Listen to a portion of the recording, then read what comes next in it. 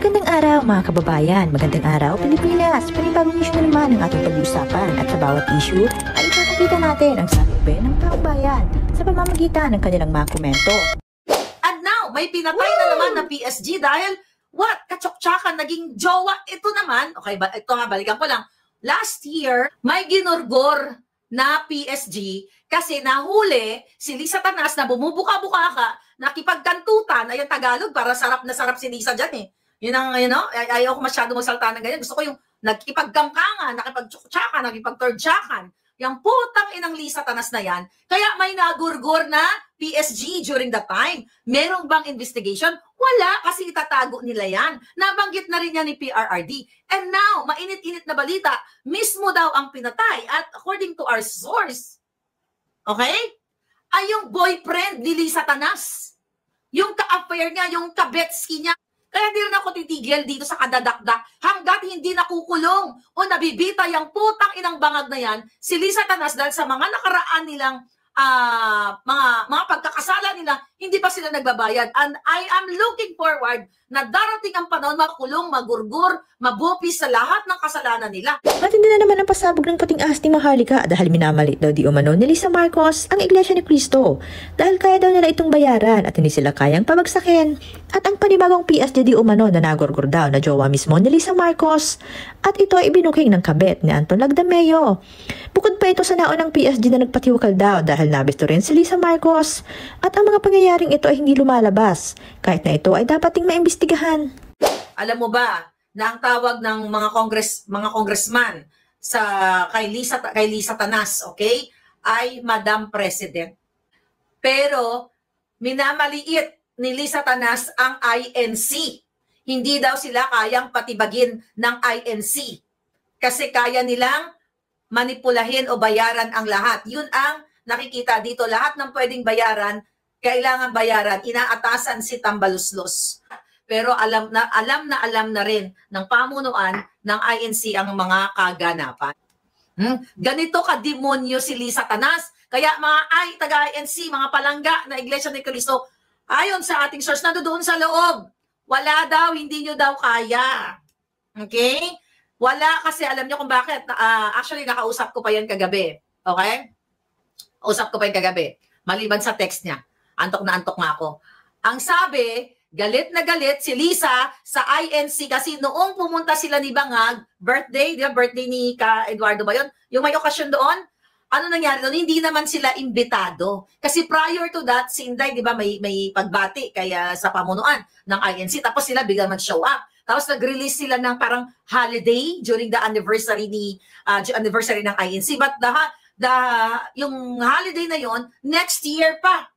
Di ba? I-comment nyo nga dyan palaga. Next year pa yun. Hindi ngayong araw na to o during that day, hindi during that day, the next day or the next week na ng holiday. Next year pa. Nataranta. Kaya ang sabi ng aking puting as, galit na galit si Lisa Marcos sa Iglesia ni Cristo. Dahil nga hindi naman sila naimbitahan doon. Nag-show up lang sila nung birthday ni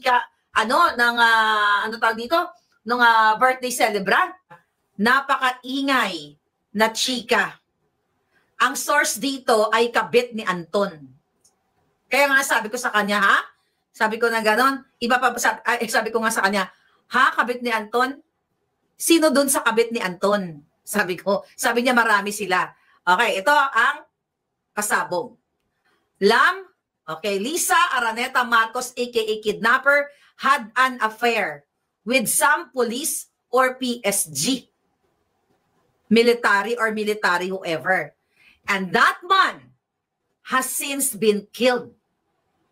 Recent lang yan. Recent lang daw yan. Sino ito?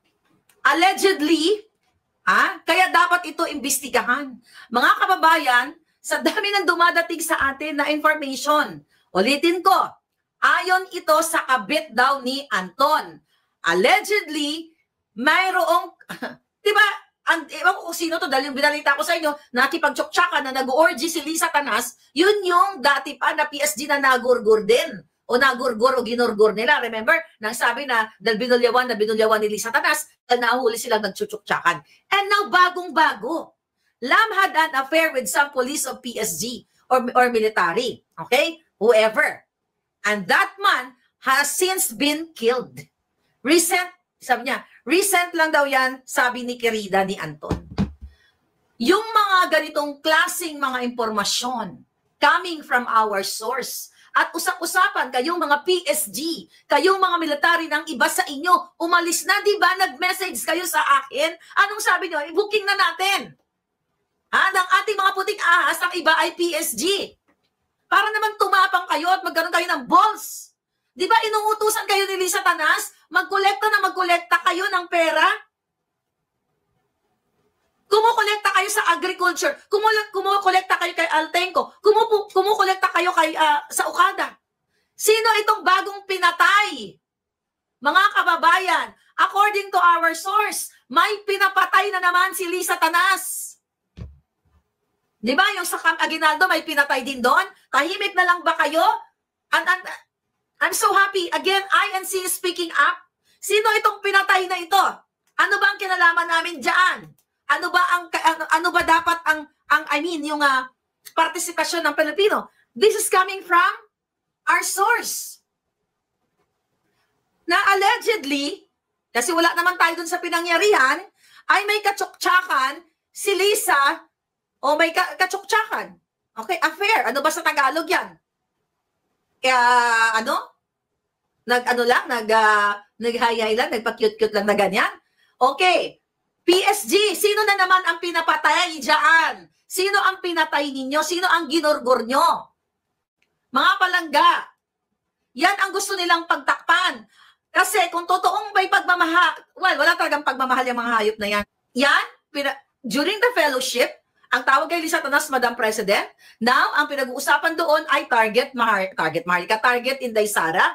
And minamaliit kayo mga INC. Kaya daw na naghanap ng magbabayaran. Yun na lang ba? Papayag na lang ba kayo na ganito, ganunin? Although nagsasalta na po kayo, ganito kayo maliitin ni Lisa Tanas. And now, may pinatay na naman na PSG dahil katsok-tsakan, naging jowa. Ito naman, okay, ito balikan ko lang.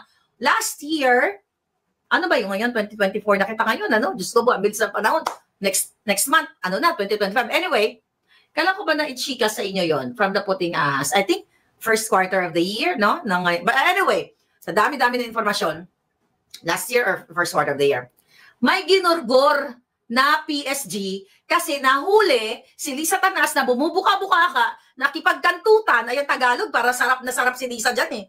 Yun ang, ayaw ko masyado magsalta ng ganyan. Gusto ko yung nagkipagkangkangan, nakipagtsuktsakan, nakipagtordyakan. Yung putang inang Lisa Tanas na yan. Kaya may nagurgur na PSG during that time. Merong bang investigation? Wala, kasi itatago nila yan. Nabanggit na rin yan ni PRRD. And now, mainit-init na balita, mismo daw ang pinatay. At according to our source, okay, ay yung boyfriend ni Lisa Tanas. Yung ka-affair niya, yung kabetski niya, itong putang inang si Lisa Tanas, may napatay. According to our source, allegedly, may nagurgur na PSG. Sino ito? Kung mayroon talaga silang pinapatay, bakit tahimik ang PSG? Bakit ayaw niya imbestigahan to? Or kitang-kita niyo naman kung gaano kademonyo si Lisa. O dahil pinupuno kayo ng pera, okay lang na may mamamatay sa hanay ninyo? Nakita niyo na kung anong ginagawa. Biglang nagpa-meeting dahil sa pronouncement ng INC. My God, ang Pilipinas, ano na, sana kayo pupulutin? Kaya hindi rin ako titigil dito sa kadadakdak hanggat hindi nakukulong o nabibita yung putang inang bangag na yan si Lisa Tanas dahil sa mga nakaraan nilang mga pagkakasala nila, hindi pa sila nagbabayad. And I am looking forward na darating ang panahon, mabita yung mga buwakan ng inang yan, mabita, makulong, magurgur, mabupis sa lahat ng kasalanan nila. Sino-sinong mga PSG ang mga napatay? At sino ang pumatay doon sa abogadong major ba yun o general doon sa Camp Aguinaldo? Sino-sino yung mga pinatay na ayaw nilang pag-usapan dyan sa Huwad Committee o sa Congress? Pero nakatutok sa 125 million confidential fund that's supposed to be confidential. At mga palangga, okay? Na-i-clear na lahat yan. Na-ano na lahat yan. Na-audit na lahat yan. Di ba? Kaya nga sabi ko gano'n sa inyo, mga kababayan, target talaga si Inday. Kahit narito pa ang mga komento mula sa mga nagagalit, nananawagan at mga dismayadong mga netizens. Bayan, gising, gising. Bayan ko gumising ka. Nasadlak tayo sa kumunoy sa pagboto at nabudol tayo ng admin na ito. Lumabas lahat tayo at magkaisa na at pababain, palayasin ang mga demonyo, ulupong, ahas, nakaupo sa palasyo. Go, go mga kababayan. Marcos Bangag, resign na. Wala kang karapatang mamalagi sa Malacanang, nakakahiya ka sa buong mundo. Huwag mo nang idamay ang mga Pilipino sa pagkapulboronik mo, kapal ang mukha mo. Resign, Pulboronik Marcos, resign. Instead na i-address ang problema ng bansa na gawa nila, wala nang ginawa ang gobyernong ito kundi taniman ng kaso ang mga taong sumasalungat sa kanilang baluktot na pamamalakad. Sa buong buhay ko, ngayon lang ako nakakita ng gobyernong ganito ka-wars at hindi malasakit sa bayan ang layunin kundi ang manatili sa kapangyarihan at pagkamkam pagwawaldas ng salapi ng bayan. Hindi talaga yan mag-resign kasi hindi naman siya ang namumuno bilang Pangulo ng bansa kundi yung asawa niyang palaka naghahaman sa kapangyarihan. Dapat ang gawin dyan, magkaisa ang taong bayan na paalisin sila. Hindi na yan sila magbabago. Kailanman, ganyan na talaga sila, matanda na eh. Kaya hablutin na yan sila para matapos ang problems at maging maunlad naman tayong bansa. Dapat taong bayan ang sugurin, Malacanang, dali sa impacta at diktador and their asos. Talagang galit na kaming taong bayan, ang tabay lang sa marcha at masa sa EDSA. Parang walang matino sa gobyernong ito, lahat ng nakasentro, paano kumita sa pera ng taong bayan, nakakalungkot, di kayang banggain ni Bangag, paano under sinalist smugs. Maliwanag pa sa pulmon, talamak ang mga tambaduslos sa BBM admin, masahol pa sa dilawans. Yan ang kahinaan ng gobyerno, gagamitin ang kaba ng bayan para lang sa paglutas ng problema na hindi nila kayang solusyonan. Dati, mga adik hinahabol, ngayon, mga adik ang nanghahabol. Kailan pa tayo kumilos para mag-people's power para hindi mahuli ang lahat?